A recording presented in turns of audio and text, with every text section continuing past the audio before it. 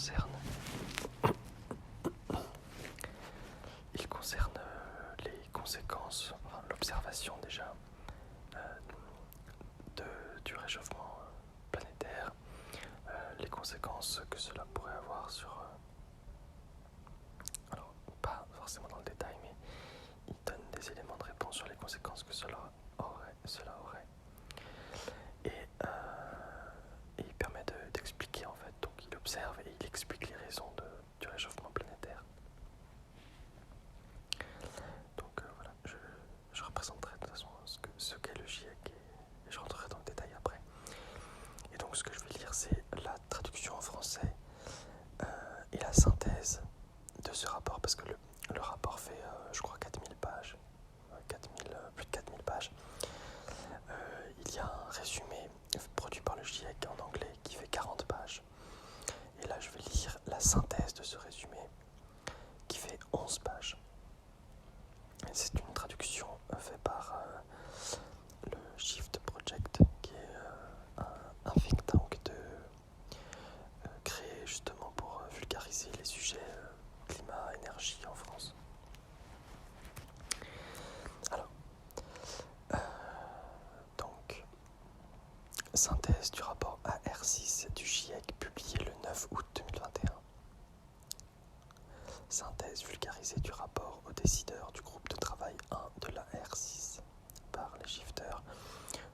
Je vous épargne le détail des auteurs, des relecteurs du rapport et de la traduction et de la synthèse, parce qu'il y en a beaucoup.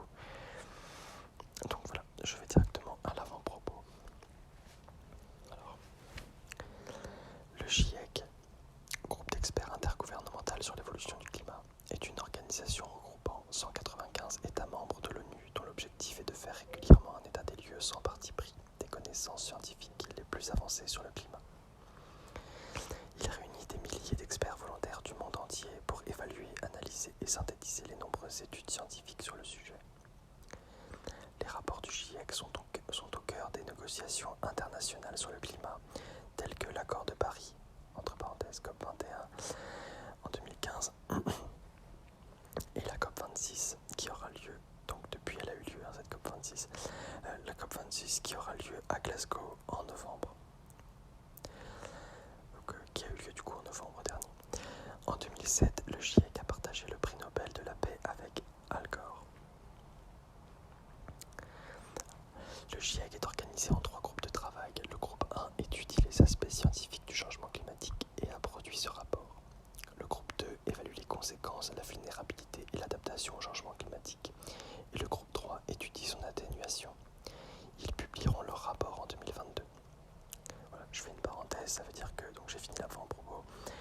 Il faut savoir que ce rapport n'avait pas vraiment été repris ou expliqué dans les médias français. On a préféré nous parler de Messi, de Zemmour et de Macron et du Covid. On n'a pas vraiment parlé de ça l'année dernière, ce qui est un énorme problème d'ailleurs, mais bon. Et donc il faut savoir que là, donc, ce que je vais vous lire, c'est la synthèse du groupe 1, du rapport du groupe 1, mais il va y avoir 2 autres rapports qui sortiront donc cette année, qui vont donc expliquer à la fois les conséquences détaillées du changement climatique. Et donc pour le groupe 2 et les groupes 3 va étudier les possibilités d'atténuation des conséquences. Voilà, je continue. Donc la première partie, l'état actuel du climat. J'essaierai de mettre les graphiques que je vais voir dans la vidéo, je verrai. L'influence des êtres humains sur le réchauffement de l'atmosphère, des océans et des continents est sans équivoque. En émettant des gaz à effet de serre, entre parenthèses GES, l'humanité a provoqué des changements rapides et étendus au niveau de l'atmosphère, de la cryosphère, glace terrestre et marine, de la biosphère, les êtres vivants, et des océans. Donc là, il y a la figure 1 que vous verrez. Il y a une représentation graphique au cours du temps de la température moyenne. Voilà, donc on voit que les historiens ça c'est le détail dans le rapport du GIEC de 4000 pages, mais voilà, il y a un historique de données climatiques et de température moyenne qui remonte à 2000 ans, et on voit que la température variait de plus ou moins 0,5 degrés, et que là, donc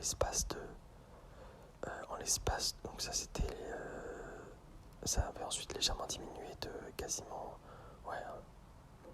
bon, ça s'est stabilisé depuis 500 ans là, et on voit que depuis 1850, donc depuis le début de l'ère industrielle, on a commencé avec le charbon, voilà, à faire des machines et à émettre des gaz à effet de serre. En l'espace de 150 ans, il y a une augmentation de 1,1 degré. Déjà, en 150 ans, on a augmenté la température moyenne de 1,1 degré, alors que normalement elle ne varie que de 0,25, 0,5 à peine dans des dizaines d'années. Et là, nous, en 150 ans, on a augmenté la température moyenne de 1,1 degré. Voilà, donc ça c'est la première partie de la figure 1. Et la deuxième partie de la figure 1, c'est le changement de la température de surface mondiale.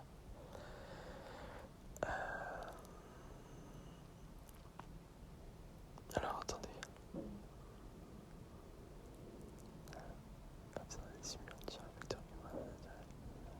Ah oui, voilà.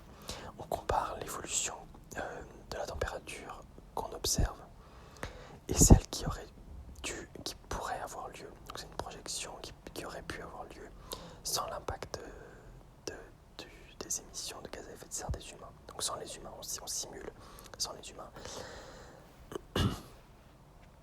Et on voit que, en effet, quand on simule avec les humains, ça augmente. Et donc l'observation corrobore avec cette augmentation. Et quand on simule sans les humains, ça devrait rester stable. Voilà, donc là en fait on apprend que c'est l'activité humaine qui augmente la température et à une vitesse incroyable. Voilà. Donc, je continue. Les principaux GES émis par les êtres humains sont le dioxyde de carbone, CO2, le méthane, CH4. Alors, vous entendrez souvent parler de ça par la suite, donc n'oubliez pas de noter. Donc le méthane, CH4, et le protoxyde d'azote, N2O. Une partie des émissions humaines sont captées par l'océan et à la surface des continents. 56% pour le CO2. Le reste est stocké dans l'atmosphère, augmentant leur concentration. Cette concentration s'exprime en partie par million, ppm, ou en partie par milliard, ppb, pour billion, qui est la traduction de milliard en anglais. Ces ppm et ces ppb sont les équivalents des pourcents, mais rapportés à 1 million ou 1 milliard. ppm et ppb. À titre d'exemple, un ppm c'est 1 sur 1 million. De 1750 à 2019, les concentrations atmosphériques sont passées d'environ 280 ppm à 410 ppm pour le CO2, d'environ 800 à 1870 ppb pour le CH4 et d'environ 270, bon j'ai arrondi, c'était d'environ 800 à 1866 ppb pour le CH4 et d'environ 270 à 232 ppb pour le N2O. Bien que les concentrations atmosphériques en CH4 soient environ 220 fois plus faibles que celles du CO2, le CH4 est responsable de plus d'un quart du réchauffement en raison de son pouvoir réchauffant plus fort. Alors ça c'est une parenthèse importante. Je fais une parenthèse importante, c'est que du coup, le CH4, donc le méthane, alors je pourrais peut-être les appeler par leur nom à chaque fois. CH4, quand je dis CH4 c'est le méthane. Donc en fait il y a des concentrations beaucoup plus faibles de méthane dans l'atmosphère. Mais le méthane est responsable d'un quart. Donc un quart c'est énorme, alors qu'il est beaucoup moins présent dans l'atmosphère et c'est un quart du réchauffement.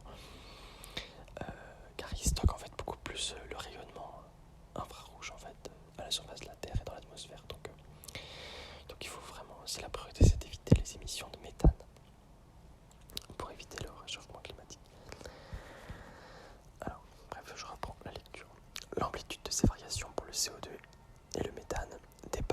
loin celle des variations naturelles entre... voilà. L'amplitude de ces variations pour le CO2 et le méthane dépasse de loin celle des variations naturelles entre périodes glaciaires et périodes interglaciaires au cours des 800 000 dernières années. Putain. Des fois je vais m'arrêter, je suis choqué quand je... Parce que, deuxième parenthèse, je connais les conclusions. Ouais, je crois connaître la plupart des conclusions de ce rapport. Mais à chaque fois que je lis des choses comme ça, ça me fait froid dans le dos. Donc des fois je suis un peu choqué. Bref, donc, voilà, vous voyez, c'est là ce que je viens de lire, en fait, cette phrase, elle dit que en 150 ans d'émissions de gaz et d'utilisation de nos machines, on a créé plus d'amplitude, de variation, de concentration de CO2 et de méthane qu'en 800 000 ans, qu'en plus de 800 000 ans. Voilà. En 150 ans, plus d'impact qu'en 800 000 ans. Bon, je continue. La concentration actuelle en CO2 est la plus haute depuis au moins 2 millions d'années. La concentration actuelle en CO2 est la plus haute depuis au moins 2 millions d'années. Voilà. Ce genre de phrase aussi qui fait peur. Bon, je continue. Cette augmentation de la concentration en gaz à effet de serre est à l'origine d'une accumulation importante d'énergie sous forme de chaleur à la surface du globe. Cette énergie se retrouve à 91% dans les océans, 5% sur les surfaces continentales, 3% dans les glaces causant leur fonte et 1% seulement dans l'atmosphère.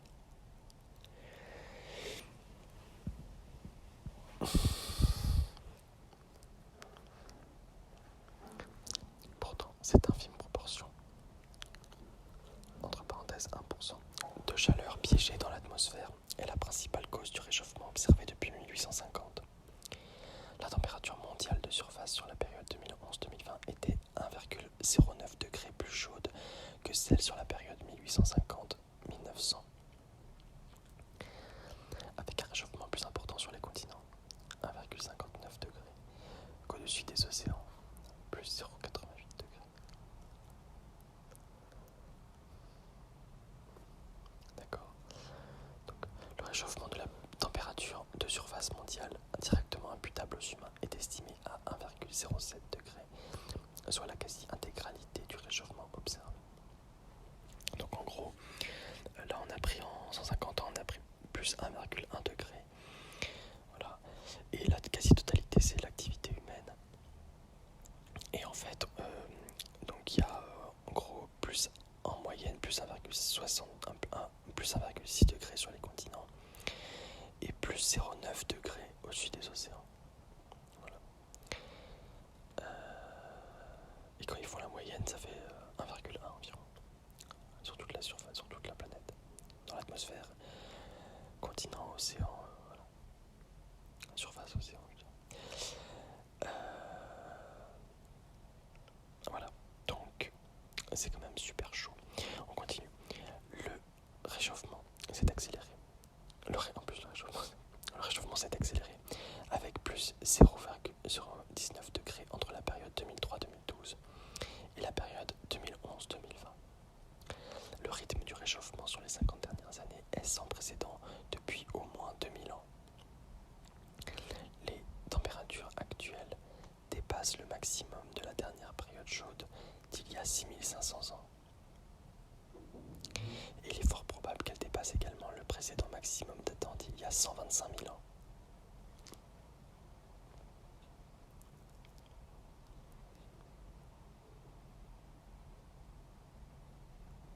Ok.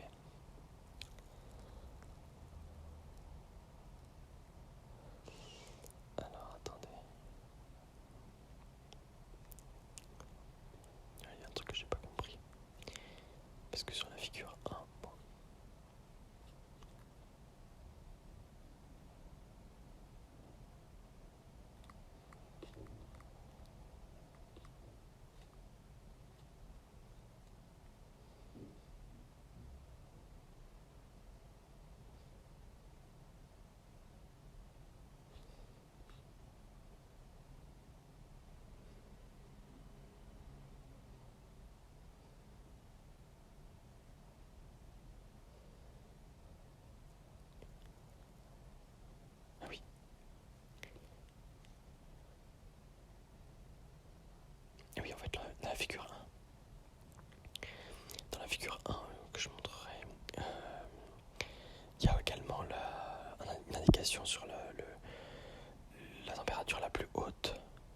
estimée pour le coup, parce que là on n'a pas décrit, mais on a estimé sa température maximum.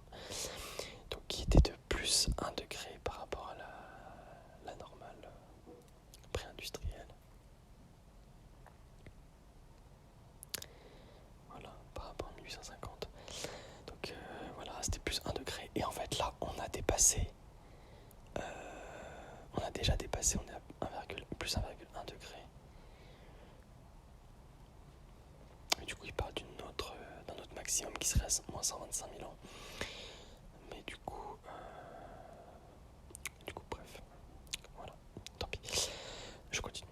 L'accumulation de chaleur dans les glaces, quant à elle, a provoqué un retrait des glaciers de la banquise arctique.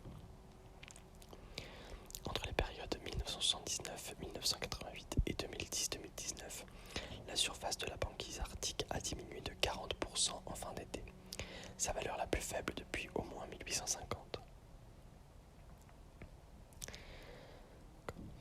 Le retrait quasi simultané de la plupart des glaciers de la planète est également sans précédent depuis au moins 1000 ans.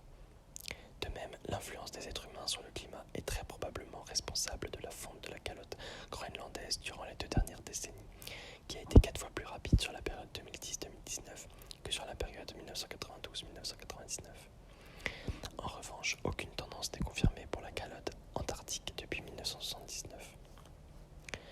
La fonte des glaces continentales, glaciers de montagne et calotte groenlandaise, est également responsable de 42% de la montée du niveau de la mer sur la période 1971-2018. À cela s'ajoute l'effet de dilatation thermique. Le volume d'une masse donnée d'eau augmente lorsque sa température augmente. Cet effet est responsable de la moitié de la hausse du niveau de la mer. Ok. Donc il y a, on va dire à peu près la moitié de l'augmentation la moitié de l'augmentation du niveau de la mer. Du niveau de la mer, c'est la fonte des glaces continentales. Et l'autre moitié, c'est la dilatation thermique. Parce qu'on réchauffe l'atmosphère, et donc l'atmosphère en surface de l'eau, et donc le réchauffement de l'eau en surface. Le niveau de la mer s'est élevé de 20 cm entre 1901 et 2018, d'un rythme de 1,3 mm par an. Entre 1901 et 1971, l'augmentation s'est accélérée pour atteindre 3,7 mm par an sur la période 2006-2018. Par conséquent, ce niveau a augmenté plus rapidement depuis 1900 que pendant n'importe quel siècle depuis 3000 ans. D'accord. Sur la même période, l'océan s'est également réchauffé plus rapidement que depuis la fin de la dernière déglaciation.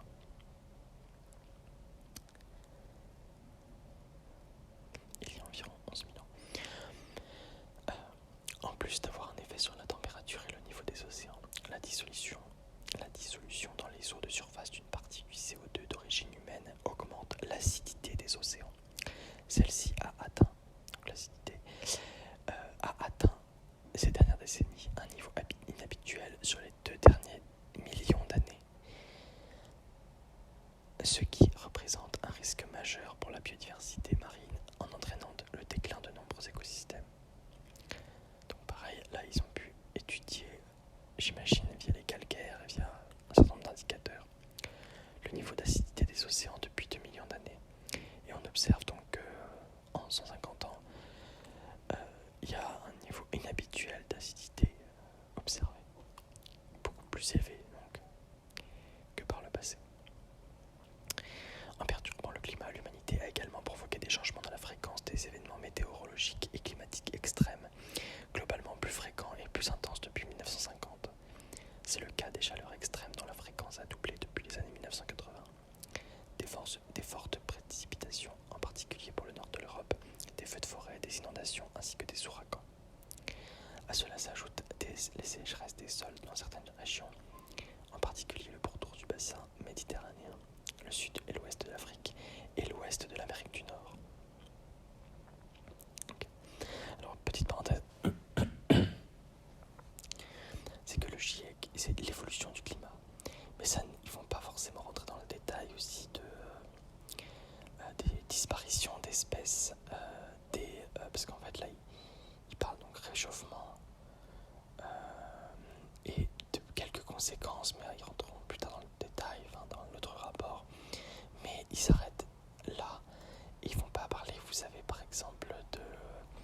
biodiversité, tout ça. Donc ça, le nombre d'espèces, des comportements des animaux, j'en sais rien. Bon, il y a plein de trucs dont ils vont pas forcément parler. Ou le stress hydrique. Enfin, ils vont pas rentrer dans le détail sur tout ça. Et c'est vraiment global et c'est pour créer un consensus scientifique mondial sur les émissions de gaz à effet de serre surtout. C'est surtout ça. Mais il y a plein d'autres choses sur lesquelles il faut agir qui sont dramatiques. Donc bref, là c'est que un petit aperçu des problèmes. Alors, parenthèse également, que je fais dès maintenant. Là j'ai lu que la première partie. Donc l'avant-propos et la première partie. Ça va être très long. Voilà, ça va être très long. J'en suis à peu près à la moitié du rapport, mais je pense que je vais mettre du temps à tout lire.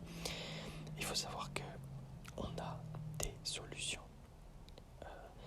En fait, les humains, depuis 150 ans, dans les villes surtout, et dans les champs depuis aussi, mais partout, sont habitués à utiliser des machines. Des machines qui, à la place de faire travailler des humains et des animaux, et de faire travailler par exemple le vent avec des moulins, voilà, on a des machines qui, pour la très large majorité, utilisent des combustibles fossiles, donc des matériaux froids et fossiles qui sont dans le sol, qu'on extrait, qu'on brûle, qui font tourner des turbines qui sont en train de... Et sur ces machines dont on brûle des combustibles fossiles, tout ça émet des gaz à effet de serre. Et dans tout ce qu'on fait, mais vraiment dans tout ce qu'on fait au quotidien, le matin, vous vous réveillez, le réveil, les meubles dans votre chambre, la peinture sur les murs, vos draps, vos habits, votre pyjama, tout. Vous levez, vous allez prendre un petit déjeuner. Derrière, c'est l'industrie de l'agroalimentaire, c'est des machines qui livrent transport, logistique, centre, magasin, plein de niveaux de transformation, surtout quand c'est de la nourriture industrielle, mais même quand c'en est pas, c'est pareil. Machine, pétrole, partout. Dans les fours, tout ce que vous faites, l'eau chaude, la douche d'eau chaude, le chauffage. Bien souvent, c'est chauffage, pas forcément, même si c'est un chauffage électrique. Le chauffage électrique, il a été fabriqué à l'étranger, pollution déportée en Chine. Là-bas, l'industrie, enfin même en France, l'industrie, c'est du pétrole. Votre chauffe-eau, il est fait avec du pétrole. Tout, partout, c'est du pétrole et du charbon. 80%, entre 80 et 90% de l'énergie utilisée dans le monde, c'est des combustibles fossiles qui émettent des gaz à effet de serre. Et on n'a pas aujourd'hui de solution pour dire on passe toute l'industrie électrique, imaginez, sans émissions de gaz. Tout, genre les machines de chantier, l'agroalimentaire, les machines dans les champs, les machines pour fabriquer, j'en sais rien, les smartphones, même pour fabriquer les meubles, même pour les peintures dans l'école, les mastiques dans le BTP, le ciment, énorme aussi. Le ciment, c'est un très gros problème aussi. Bon, on n'a pas de solution aujourd'hui sans énergies fossiles. Donc en fait, tout ce que je vais vous dire là, on est tous responsables de ce qui se passe, vraiment tous. Et on doit tous, à l'heure actuelle, il n'y a pas de solution verte, entre guillemets. Il faut en gros diviser sa consommation d'énergie, ses émissions de gaz à effet de serre, il faut les diviser par 5. Voilà. Et ça veut dire en gros diviser par 5 tous ces usages. Voilà. Donc il y a des usages qu'on ne peut pas diviser par 5. Par exemple, ce que vous mangez, ça va être très difficile de diviser par 5. Vous pourrez diviser vos émissions par 2 peut-être en arrêtant de manger de la viande, mais pas plus. Donc il faudra diviser encore plus autre chose. Donc en gros, il faut diviser par 2 sa consommation de nourriture, donc de viande. Arrêter la viande. Il faut diviser par 2 la consommation de son chauffage. En gros, couper son chauffage et avoir froid l'hiver. En gros, c'est ça. Il faut diviser par 2 sa consommation de biens neufs, voire plus si possible, voire l'arrêter complètement et n'acheter que du seconde main, mais c'est pas toujours possible. Il faut donc diviser par 2 ou plus, même arrêter en fait idéalement le transport, mais pour certaines personnes c'est pas possible. Le transport quotidien, je veux dire. Et en fait sur tout ça, vous allez vous rendre compte que plutôt que diviser par 5, il y a des trucs que vous allez devoir arrêter complètement. Donc il faudra par exemple arrêter l'aviation civile, par exemple. Mais ça n'est un des exemples des trucs qu'il faut arrêter. Et donc tout ça, ce sont des solutions qui sont en fait pas... En fait, on aimerait pouvoir faire autre chose, mais on ne peut pas. C'est-à-dire qu'à l'instant T, on se parle, l'humanité ne sait pas changer toute son économie décarbonée. Elle peut aller vers la décarbonation, mais elle ne sait pas remplacer complètement aujourd'hui. Donc, dans l'urgence, il faudrait qu'on soit tous très sobres et qu'on arrête tous de consommer tout ça. Voilà, donc c'est ça la solution. Il faut savoir que voilà, on est tous responsables, il y a une solution. Bon, je continue. Fin de la parenthèse. Alors, je suis à la page 4 et je commence le chapitre qui s'appelle Les possibles. La section qui s'appelle Les possibles climats futurs. Je vais essayer d'aller plus vite. Sous l'effet des émissions de gaz à effet de serre passées et futures, les changements du système climatique observés au cours des récentes décennies se poursuivront durant tout le XXe et le XXIe siècle et au-delà. Cela augmentera la probabilité d'impacts sévères, généralisés et irréversibles sur les écosystèmes et les êtres humains. Les températures continueront d'augmenter sur l'ensemble de la planète en moyenne de 1,4 à 1,7 fois plus sur Terre que sur la mer. Et au moins 2 fois plus au pôle Nord qu'ailleurs. La hausse du niveau de la mer et l'acidification des océans se poursuivront.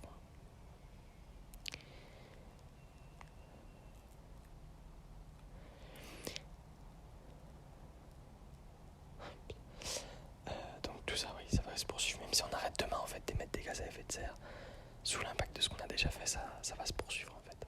Voilà.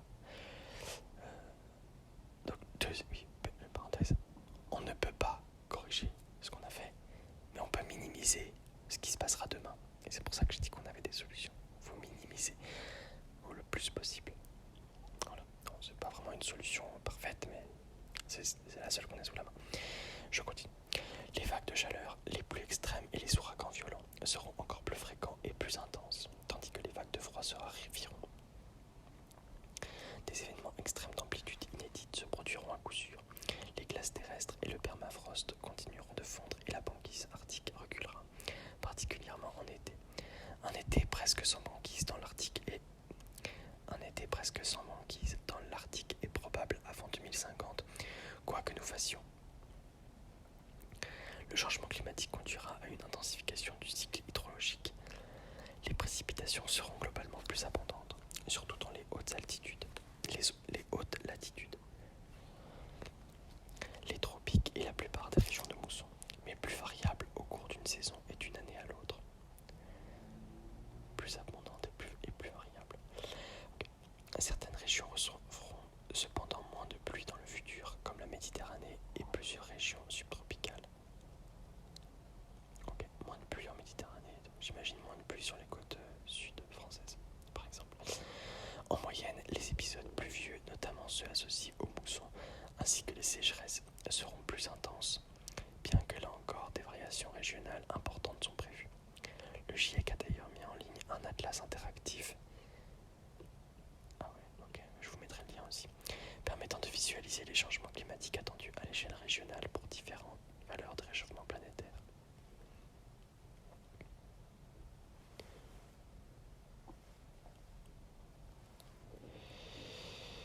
Ok, donc là il y a la figure 2. Et donc il y a en gros des simulations d'évolution de la température selon les zones géographiques sur Terre. Et donc on voit qu'en effet il y a des variations plus intenses de température, surtout sur la partie nord, l'hémisphère nord, proche du pôle nord en particulier. Enfin tout se réchauffe, mais par exemple vous voyez il y a plus 1,5 degré de moyenne partout, donc plus 1, plus 0,5 un peu partout, mais il y a plus 2, plus 3 degrés quasiment, plus 4, plus 5 quasiment au pôle nord. Voilà. Ça c'est pour la température. Et puis pour l'humidité de l'air, on a en gros des zones qui vont être moins humides, enfin moins de précipitations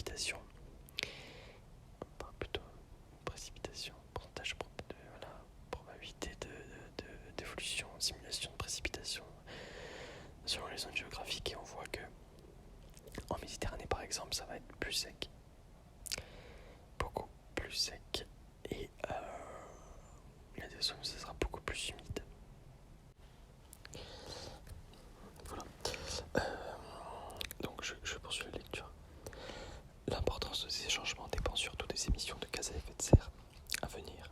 Pour étudier les impacts futurs possibles, le GIEC s'est donc appuyé sur 5 scénarios appelés SSP. Les fameux 5 scénarios dont on entend souvent parler d'ailleurs. Les SSP, donc Shared Socio-Economic Pathways ou trajectoire socio-économique partagée. Trajectoire socio-économique partagée. Ces scénarios reflètent diverses possibilités d'évolution future en termes de population, de développement économique et technologique et de politique environnementale. Figure 3, donc je le regarderai après. Ils font 2 scénarios assez optimistes, reposant sur de fortes réductions immédiates des émissions de gaz à effet de serre. Donc ça c'est SSP 1.9 et SSP 1.2.6. Un scénario catastrophe dans lequel les émissions annuelles de gaz à effet de serre tripleraient d'ici 2100. Donc les SSP 5.8.5 et SSP 2.4.5, SSP 3.7.0. Pardon, non. Il y en a un qui est catastrophe.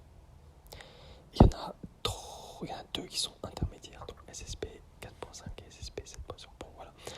Bref, en tout il y a 5 scénarios SSP. Ces scénarios sont ensuite utilisés pour faire tourner des modèles climatiques globaux, des algorithmes qui simulent l'évolution du climat planétaire durant des décennies. Les modèles climatiques utilisés pour ce 6e rapport du GIEC présentent des améliorations considérables par rapport à la génération précédente. Voilà, et selon les scénarios, on voit soit une explosion, donc un triplement de la quantité de gaz à effet de serre, de CO2 dans l'air, soit plus ou moins une stagnation, diminution, augmentation, voilà.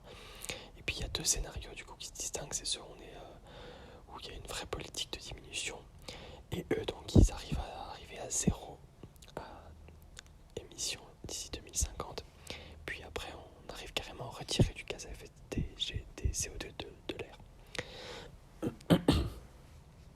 Sachant qu'on verra que c'est pas forcément suffisant, mais bon, voilà, je vais quand même lire la suite.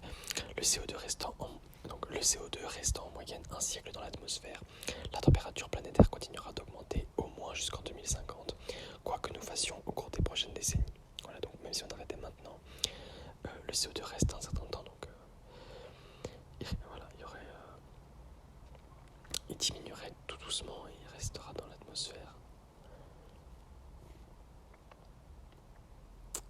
Et donc la température continuera d'augmenter au moins jusqu'en 2050.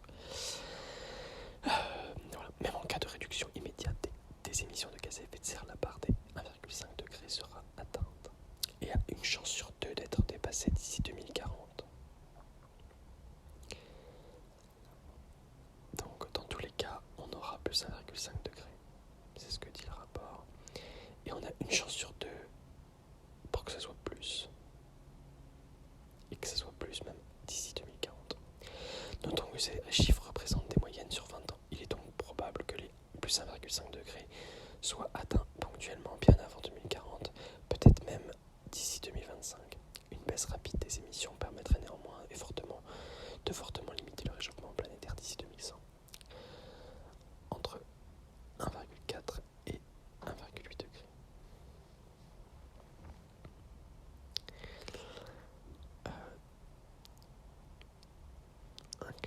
Tandis qu'il atteindrait 2,7 degrés à 3,6 degrés dans les scénarios intermédiaires et 4,4 degrés dans le pire des scénarios. Voilà, donc ça fait 5 températures estimées selon 5 scénarios socio-économiques. La barre des plus 2 degrés serait ainsi largement franchie avant 2060, sauf dans les scénarios optimistes, c'est-à-dire les scénarios les plus extrêmes en termes de limitation des émissions. Bien qu'elle puisse sembler anodine, une différence de 0,5 degré de réchauffement planétaire a des conséquences majeures, surtout sur les événements extrêmes. Un pic de chaleur qui se produisait une fois tous les 50 ans il y a un siècle est déjà 5 fois plus fréquent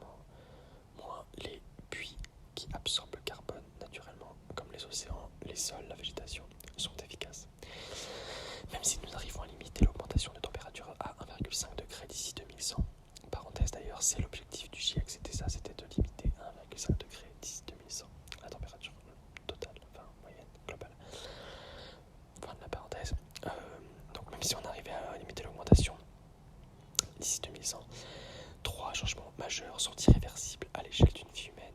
Le réchauffement et l'acidification des océans, la fonte des glaces et calottes polaires et la montée du niveau de la mer. Donc ça, sur les 100 prochaines années, il ne faut pas qu'on espère sauver ces trois éléments-là, quoi. On peut éventuellement limiter la température moyenne, mais réchauffement, acidification des océans, fonte des glaces et calottes polaires et montée du niveau de la mer, ça c'est foutu. Une réduction future des émissions de gaz à effet de serre ne pourra que ralentir sans arrêter ces phénomènes. Même si les températures de surface n'augmentent plus, la raison en est que l'inertie des océans et des glaces terrestres est beaucoup plus grande que celle de l'atmosphère. Quoi que nous fassions, le réchauffement passé se fera donc sentir sur des siècles, voire des millénaires. Et ben, putain. Bon. Dès 2050, le niveau de la mer devrait augmenter d'au moins 18 cm par rapport à la moyenne de 1995-2014. Quelles que soient les émissions de gaz à effet de serre. Donc on aura plus à peu près 20 cm partout sur Terre. Ce qui n'est pas énorme à ce stade, mais bon. D'ici 2100, on prévoit une augmentation de 38 cm dans les scénarios les plus optimistes et de quasiment 80 cm quoi, pour SSP 5, 8.5, vers le pire des scénarios.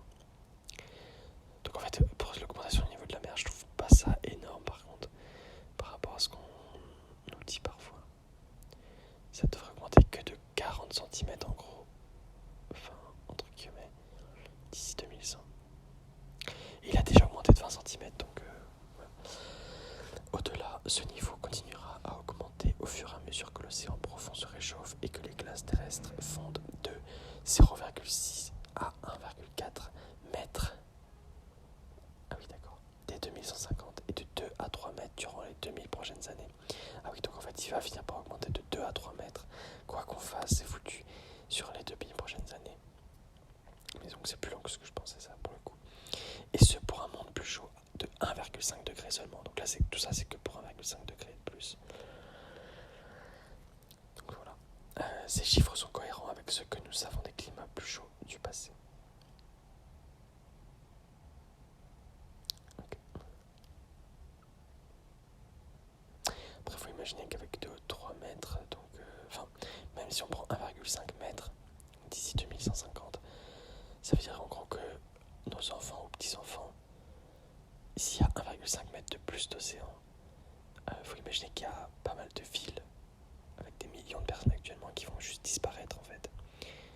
Je pense à toutes les villes où il y a des... San Francisco, non, ouais, San Francisco. Les villes en Floride, là, il y en a pas mal. Miami, même New York, tout ça, avec 1,5 mètre de plus. Je pense pas que... Bon, faudrait vérifier, mais toutes ces villes-là doivent, à mon avis, disparaître. Donc ça fait quand même pas mal de migration, dans tous les cas, avec le scénario 1,5 degré d'ici 100 ans, en fait. Voilà.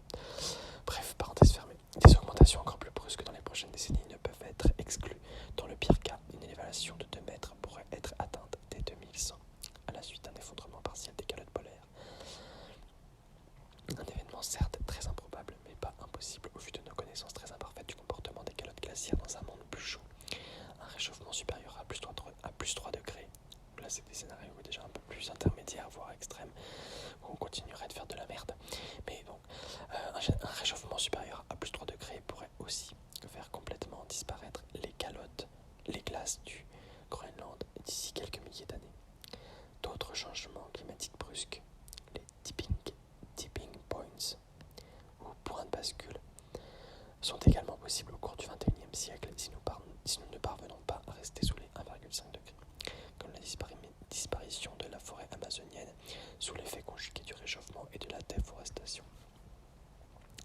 Voilà, donc je viens de terminer la partie les possibles climats futurs, qui est assez sombre, en tout cas, ça veut dire que sur la trajectoire sur laquelle on est actuellement et qu'on ne peut pas éviter, c'est le plus 1,5 degré. Et en fait, il y aura donc des modifications de température moyenne selon les lieux, des zones plus sèches, d'autres avec plus de précipitations, d'autres moins de précipitations.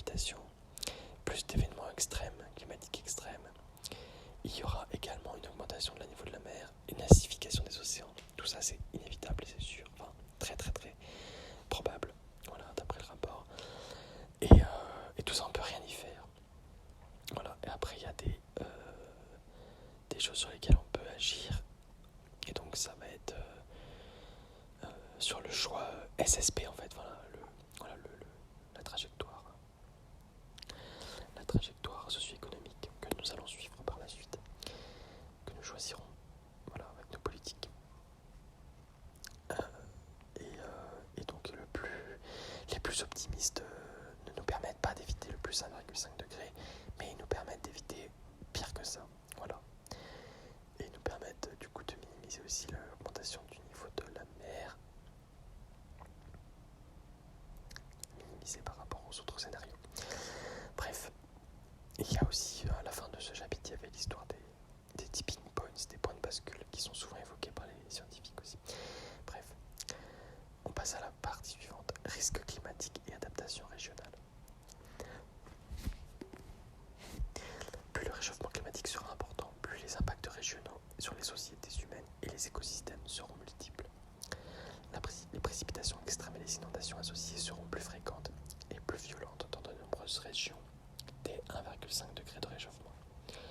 Il en va de même des sécheresses. À plus de degrés, les précipitations moyennes devraient augmenter dans plusieurs régions du monde, notamment en Europe du Nord.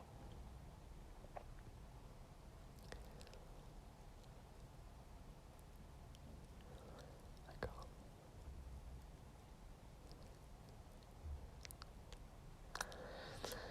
L'urbanisation peut augmenter l'impact des précipitations en exacerbant la pluviométrie et le ruissellement local.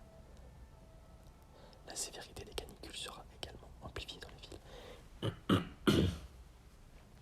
La sévérité des canicules sera également amplifiée dans les villes.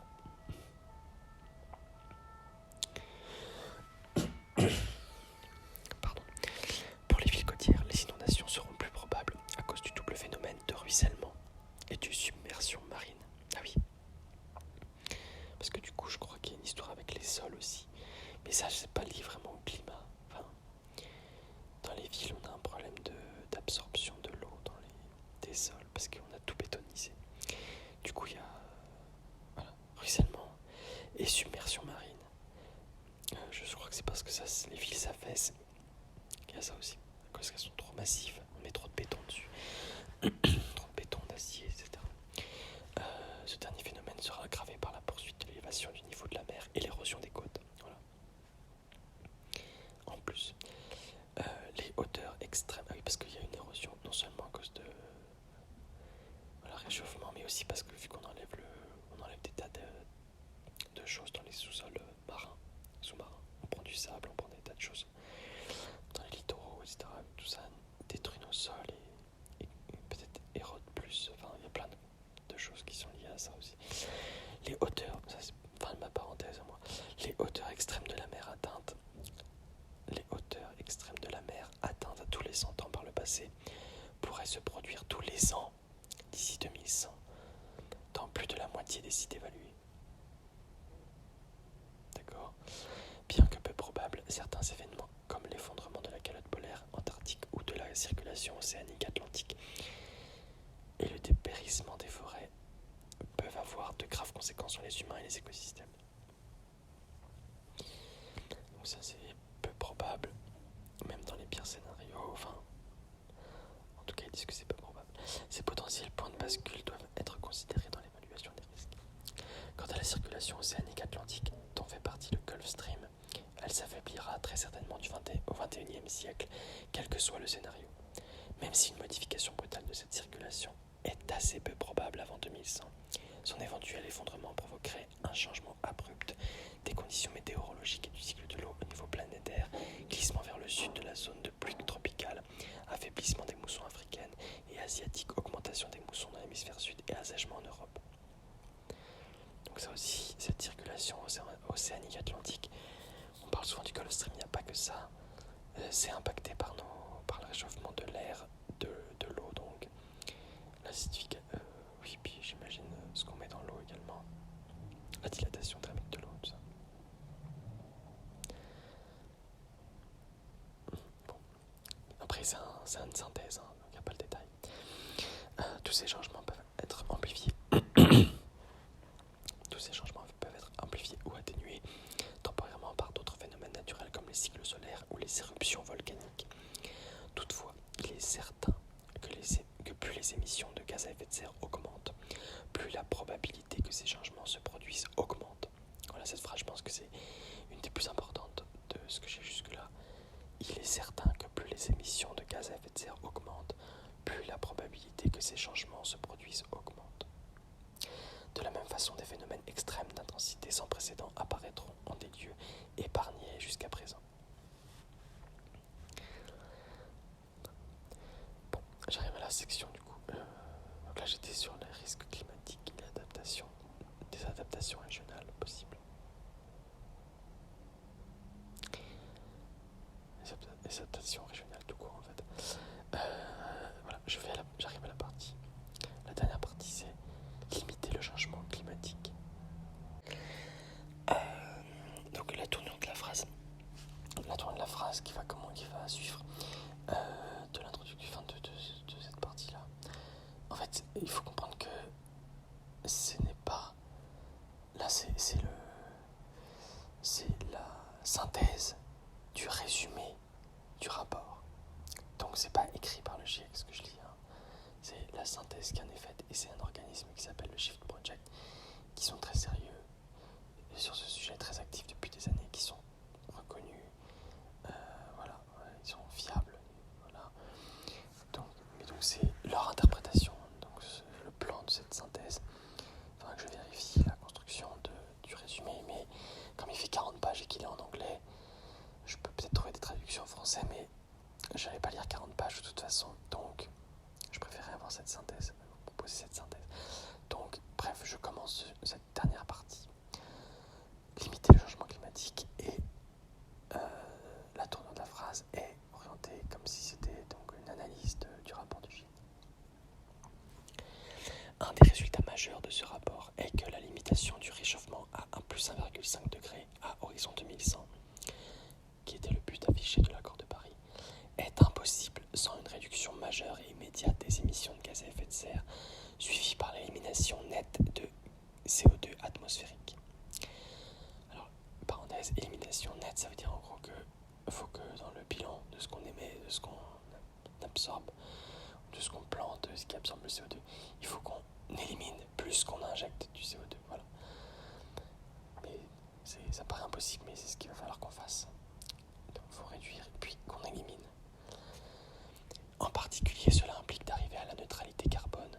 Les émissions doivent être compensées par des captures de CO2 peu après 2050. Il faut arriver à la neutralité carbone en 2050, 2051, 2052, quoi. Voilà. En effet, il y a une relation quasi linéaire entre la quantité cumulée de gaz à effet de serre dans l'atmosphère et le réchauffement climatique. Il y a une relation quasi linéaire entre la quantité cumulée de gaz à effet de serre dans l'atmosphère et le réchauffement climatique. Donc en fait, à chaque fois que tous les jours les gens émettent du gaz à effet de serre, c'est un petit peu comme si on injectait des degrés en plus. C'est linéaire, c'est proportionnel, c'est une droite, c'est comme si c'est la même chose, quoi. On injecte du CO2, vous allumez votre bagnole, vous faites 10 km, vous avez augmenté de 0,0000001 degré. Voilà, la température, un peu moins que ça même, mais voilà, vous avez compris le principe. Ah bah tiens, il faut le ratio juste après. Chaque 1000 gigatonnes, donc chaque 1000 milliards de tonnes de CO2 supplémentaires augmente la température de surface mondiale moyenne d'environ 0,45 degrés. Voilà, ça c'est intéressant. 1000 milliards de tonnes de CO2 égale 0,45 degrés. Voilà.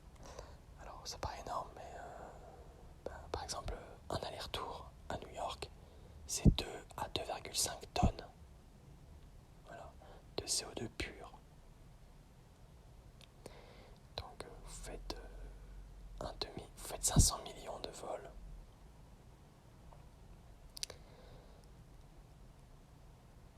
Ouais, 500 millions, plutôt 500 milliards de vols en avion.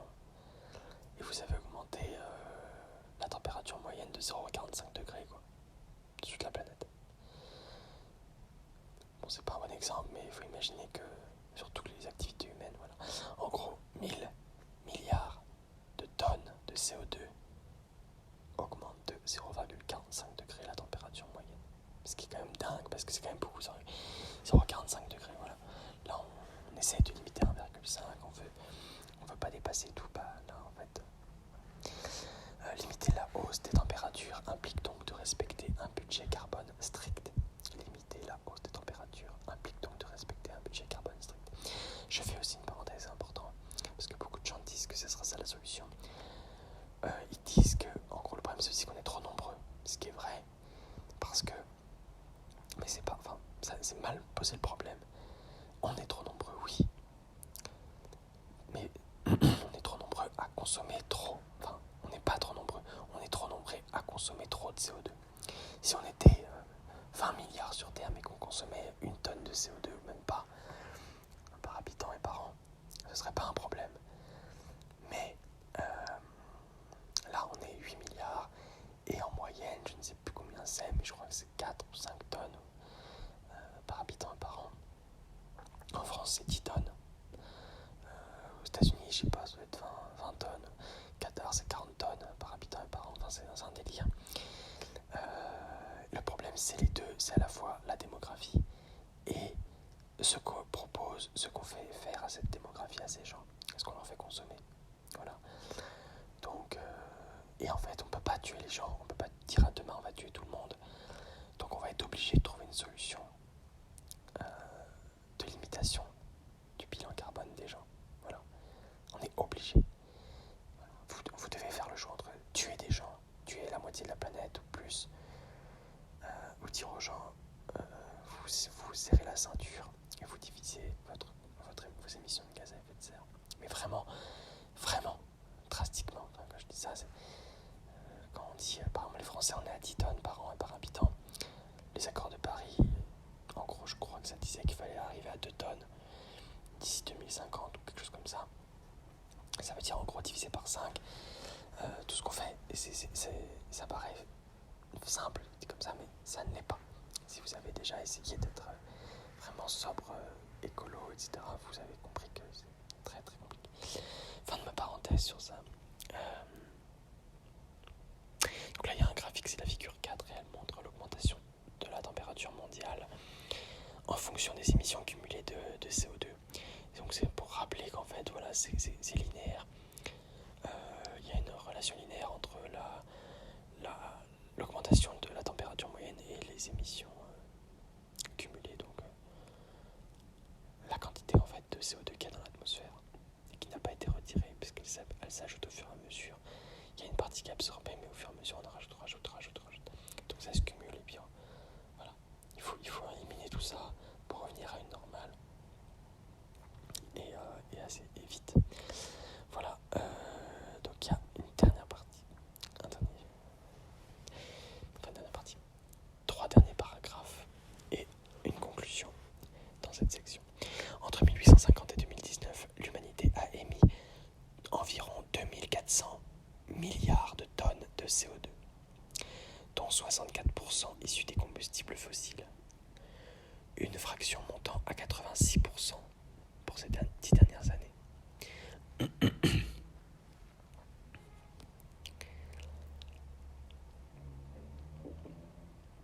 Ok, alors, intéressant. Ah oui, parce que jusque-là, pendant un moment, on brûlait pas mal de bois aussi. Donc il y avait, voilà, on va dire 40% du CO2 c'était dû à ça, j'imagine. Mais en tout cas maintenant, depuis 10 ans, quasiment 90% de ces émissions de CO2 c'est les combustibles fossiles. Des budgets de CO2 restants à émettre ont donc été estimés à partir de 2020 jusqu'à atteindre la neutralité carbone pour chaque scénario. Par exemple, pour avoir une chance sur deux de limiter le réchauffement à plus 1,5 degré, donc de ne pas dépasser 1,5 degré, il resterait environ 500 gigas de CO2, 500 gigatonnes de CO2, donc 500 milliards de tonnes de CO2 à émettre. Donc pour toute l'humanité, là, on ne pourrait plus émettre que 500 milliards de tonnes de CO2. toujours en fait, j'ai l'impression, parce que en fait après il faudrait l'absorber, il faudrait en enlever, donc on n'aurait plus que 500 milliards de tonnes de CO2 à émettre. Et il doit le faire à partir de 2050, donc là en gros on peut plus dépasser ça. Au rythme actuel, ce budget serait dépassé en 2032. Au rythme actuel, ce budget serait dépassé en 2032. Donc dans à peine 10 ans, on aurait déjà tout cramé, là, si on ne change pas maintenant. Pour rester sous plus de degrés, le budget serait de 1350 milliards de tonnes. Donc on aurait un peu plus de marge, mais on augmenterait la température de 2 degrés. Il est aussi notable que malgré la réduction des émissions en 2020, due au Covid-19, la courbe du CO2 a continué de grimper. Donc en fait, on a réduit nos émissions par rapport à d'habitude. En fait, d'habitude, on augmente tout le temps la quantité de CO2 qu'on met dans l'atmosphère. Et en fait, pendant le Covid, l'augmentation a diminué, mais on a quand même augmenté. Donc la vitesse à laquelle la tendance dans laquelle on émettait du CO2 a ralenti, mais on continue en fait d'en émettre toujours plus.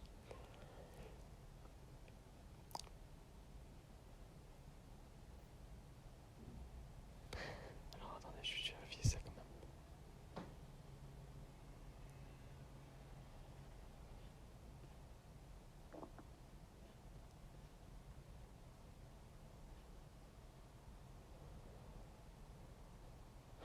Alors j'ai pas le détail là, mais il me semble que c'est ça, hein, donc faudra vérifier.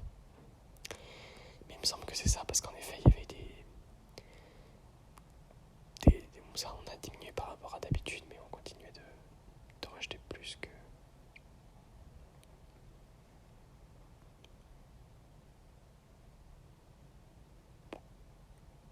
Ouais, c'est paradoxal ce que je suis en train de dire.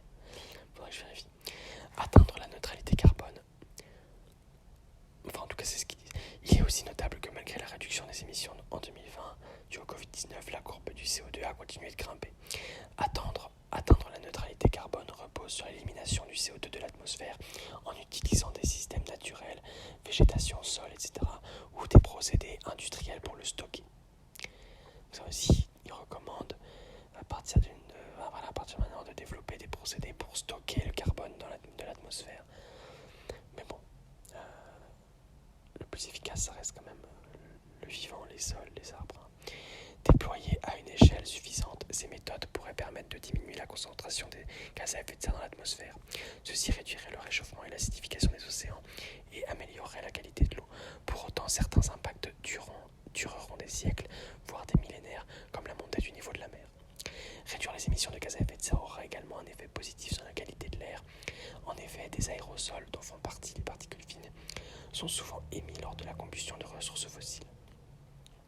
Bien que les aérosols renvoient une partie du rayonnement solaire vers l'espace et contribuent à refroidir l'atmosphère, ce refroidissement temporaire est plus faible que le réchauffement provoqué par les gaz à effet de serre. Réduire les aérosols ainsi que les gaz à effet de serre permet donc de limiter le réchauffement climatique. Voilà. Et maintenant la conclusion, c'est le climat que les générations actuelles et futures vont connaître dépendra des émissions à venir. Leur réduction rapide limitera les changements. A l'inverse, continuer sur notre lancée conduira à des bouleversements plus importants, plus rapides, qui affecteront progressivement toutes les régions du monde et auxquels nos sociétés ne sont pas préparées. Certains changements dureront des siècles ou des millénaires. Nos choix d'aujourd'hui auront des conséquences pendant très longtemps. Voilà, donc après il y a les remerciements. Alors là, donc vraiment, c'est vraiment pour dire. Il faut savoir aussi que tout ça, beaucoup de gens le savent déjà. Mais en fait, ce qui a un peu changé le rapport 6 de l'année dernière, ce groupe 1, c'est qu'ils sont vraiment consolidés avec des données, énormément de données. Ils sont, je sais plus combien de centaines de chercheurs, de gens surdiplômés, très qualifiés, recommandés par leur père, et ils sont appuyés avec des centaines des milliers de données. Tout ce qu'on savait déjà, et ils l'ont vérifié. Donc maintenant, on sait que la probabilité de tout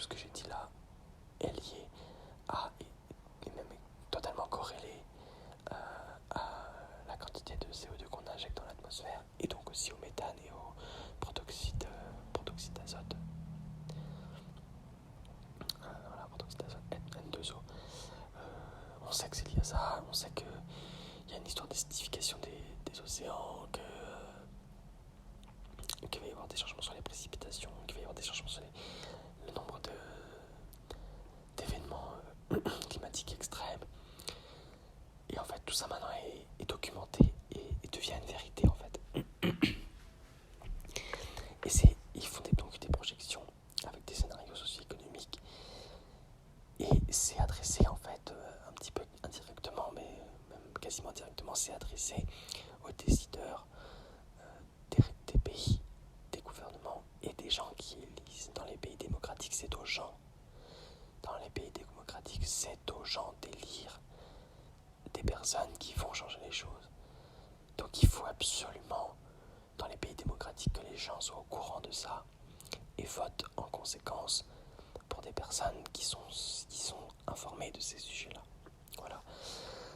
Donc n'importe qui peut lire cette synthèse, je mettrai le lien de toute façon dans la vidéo.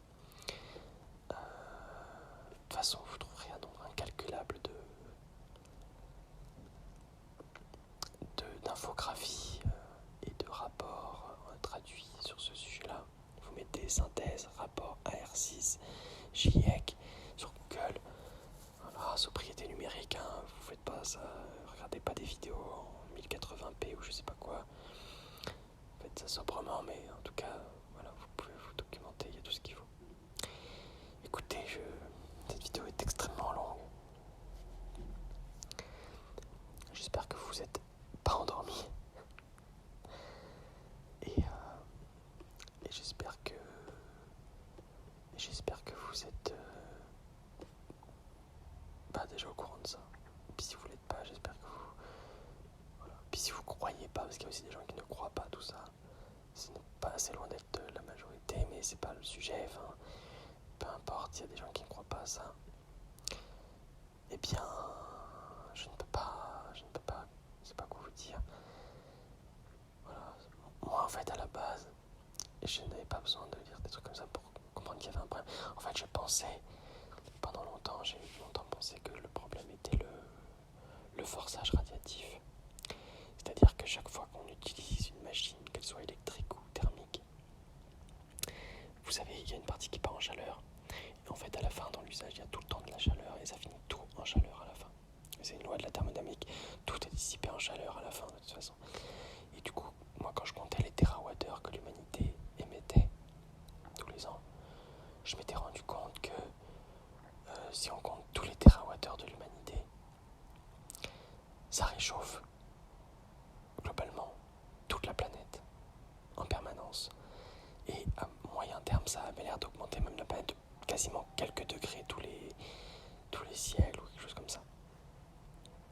Et donc moi, pour moi, ce qui m'intéressait, enfin ce qui m'étonnait, c'est que je comprenais pas pourquoi on utilisait autant les machines et qu'on faisait autant de trucs, qu'on transformait autant le monde, parce que tout ça c'était des watters, c'était de l'énergie dissipée en chaleur, qui réchauffait, qui détruisait. Bon, il n'y a pas que le réchauffement, il y a la destruction. On détruit tout.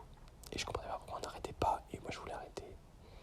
Et là, il y a eu ce rapport-là, ça fait depuis 2015 qu'ils en sortent, et depuis en fait, ça fait comme 40 ans qu'on nous parle de ça, et gaz à effet de serre. Mais donc maintenant c'est acté, c'est vérifié, c'est sourcé, alors peut-être qu'un jour on remettra ça en question, mais le problème ce n'est pas le forçage radiatif, la chaleur des machines, le problème c'est les gaz à effet de serre, voilà, c'est la priorité, il faut arrêter d'en émettre, il faut décarboner comme disent pas mal de gens. C'est ce qui est observé. Après, si tout est faux, je vois pas bien l'intérêt. Mais moi, je trouve que c'est plutôt bien de dire aux gens de moins faire et de moins détruire le monde. C'est du bon sens en fait. Parfois, les complotistes s'appuient sur le bon sens pour contredire des trucs. Mais là, si vous vous appuyez sur le bon sens, vous verrez que vous serez d'accord.